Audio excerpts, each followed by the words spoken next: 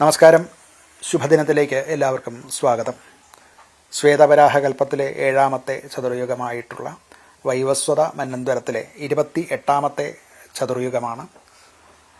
കലിയുഗം തുടങ്ങിയിട്ട് 5126ാമത്തെ വർഷമാണ്.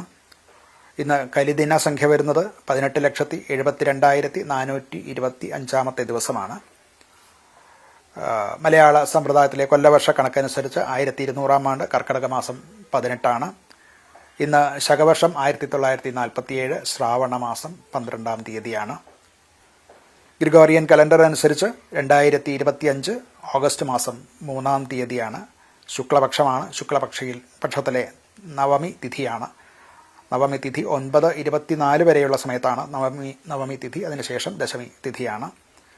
കരണം പന്നിക്കരണമാണ്. നിത്യയോഗം ശുഭ്രനാമ നിത്യയോഗമാണ്. ഈ നിത്യയോഗം 6:24 വരെ ആണ് ഉള്ളത്. അതിനുശേഷം 6:24 ശേഷം ബ്രാഹ്മനാമ നിത്യയോഗമാണ്. ഇന്ന് നാൾ വരുന്നത് വിശാഖം നക്ഷത്രമാണ്. ഉദയത്തിന് സംഭവിക്കുന്നത് 6:34 വരെ മാത്രമാണ് വിശാഖം നക്ഷത്രം ഉള്ളത്. തുടർന്ന് അനിഴം നക്ഷത്രമായിരിക്കും. ഞാറ്റുവേല ആയില്യം ഞാറ്റുവേലയാണ് ദിവസം. ഞായറാഴ്ചയാണ്. സൂര്യൻ്റെ കാലഹോരയിൽ തുടങ്ങുന്ന ദിവസമാണ്. ഇന്ന് ഉദയം സംഭവിക്കുന്നത് രാവിലെ 6:17:59 ഉദയം സംഭവിക്കുന്നു.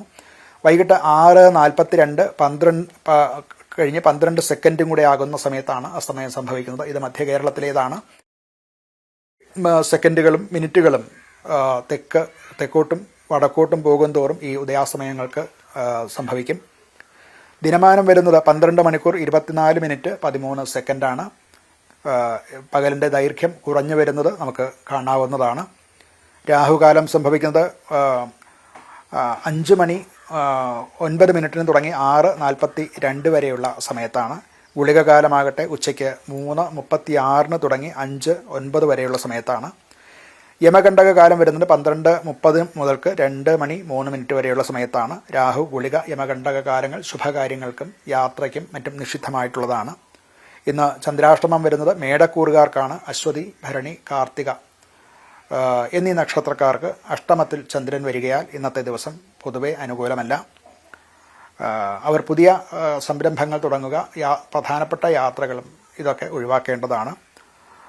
ഇത് അഭിജിത്ത് മുഹൂർത്തം വരുന്നത് 12:06 മുതൽക്ക് 12:54 വരെയാണ്. മധ്യഭാഗത്ത് 12:28 മുതൽക്ക് 12:32 വരെയുള്ള 4 മിനിറ്റ് അതിൽ മധ്യഭാഗം വരും. അത് സന്ധി ഒഴിവാക്കി 12:06 മുതൽക്ക് 12:54 വരെയുള്ള അഭിജിത്ത് മുഹൂർത്തത്തിൽ മറ്റ് മുഹൂർത്തങ്ങളില്ലാതെ വരികയും വളരെ പ്രധാനപ്പെട്ട കാര്യങ്ങൾ ചെയ്യേണ്ടതായിട്ട് വരികയും ചെയ്യുമ്പോൾ ഈ അഭിജിത്ത് മുഹൂർത്തം ഒരു സുമുഹൂർത്തമായിട്ട് എടുക്കാം എന്ന് ആചാര്യന്മാർ പറഞ്ഞിട്ടുള്ളതാണ്.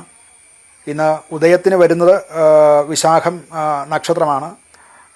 കൃഷി, അതുപോലെ തന്നെ വസ്ത്രധാരണം, പുതിയ നൂതന വസ്ത്രധാരണം, ആഭരണ ധാരണം, അതുപോലെ ക്ഷേത്രനിർമ്മാണം മുതലായിട്ടുള്ള മംഗളകർമ്മങ്ങൾക്കും ഒക്കെ നല്ലതാണ്. അതുപോലെ കൃഷി തുടങ്ങുന്നതിന് ഈ ബീജാവാപം, അതായത് വിത്ത് വിതയ്ക്കുക മുതലായിട്ടുള്ളവയ്ക്കും അനുകൂലമായിട്ടുള്ള ദിവസമാണ്.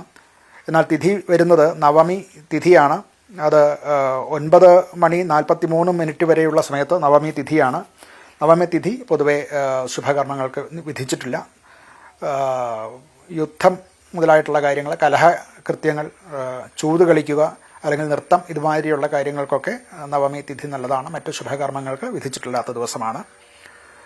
9:43 ശേഷം ദശമി തിഥി വരും. എല്ലാ തരത്തിലുള്ള ശുഭകർമ്മങ്ങൾക്കും തിഥി അനുസരിച്ച് മംഗളകർമ്മങ്ങൾക്കൊക്കെയും നല്ലതാണ്. നമസ്കാരം.